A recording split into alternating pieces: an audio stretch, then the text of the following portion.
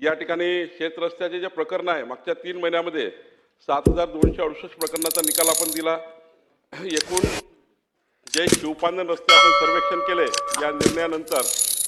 देशमुख साहेब 1,74,475 रस्ते आपण या ठिकाणी शिवपांधन रस्ते सर्वेक्षण केले। 32,974 958 रस्त्याची एकूण संख्या ती आपण आयडेंटिफाय केली आणि आतापर्यंत 97,564 रस्त्यांना सांकेताक क्रमांक टाकला। तात्पर्य आहे जसं नॅशनल हायवेला क्रमांक असतो, स्टेट हायवेला क्रमांक असतो, ग्रामीण मार्गाला क्रमांक असतो, आता प्रत्येक पांधन रस्त्याला क्रमांक असणार आहे आणि त्या क्रमांकाची नोंद आपण या ठिकाणी सर्व रेकॉर्डवर घेणार आहे। प्रत्येकाचा गावाचा मॅप तयार करून तो ग्रामसभेमध्ये आपण या ठिकाणी जाहीर करणार आहोत आणि तो गावाचा मॅप त्या गावामध्ये ग्रामपंचायतमध्ये लागणार आहे सांकेताक क्रमांक टाकून। राहिला प्रश्न मातोश्री पांधन रस्ते योजनेचा, तर रोजगार हमीमध्ये जे रस्ते आहे मातोश्री पांधन रस्ते योजनेमध्ये त्याच्यामध्येही सीमांकन आपण करणार, असं नाही आहे की बळीराजा पांधन रस्ते योजनेचं आपण सीमांकन करू। सीमांकन या राज्यातल्या सर्व रस्त्याचं होणार आहे आणि त्यामुळे दोन्ही कडले रस्ते आपण सीमांकित करणार आहोत। जे पांधन रस्ते आहेत त्या पांधन रस्त्यांचं सीमांकन करणे, सीमांकन झाल्यावर त्याच्या नोंदी 7/12 घेणे असा रोख आहे। अध्यक्ष महोदय, 22/5/2025 रोजी जो आपण शासन निर्णय केला आहे ज्यामध्ये महाराष्ट्र जमीन महसूल संहिता 1966च्या कलम 143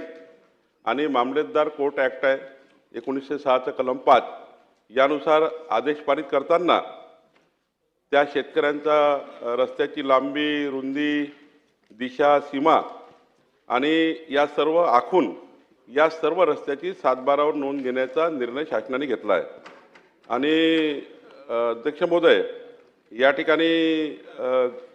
जे ग्राम महसूल अधिकारी आहे यांनाच आता या ठिकाणी ही सर्व जबाबदारी आपण दिली आहे आणि मग 29 ऑगस्ट 2025चा जो शासन निर्णय आहे ज्यामध्ये ग्रामीण रस्ते,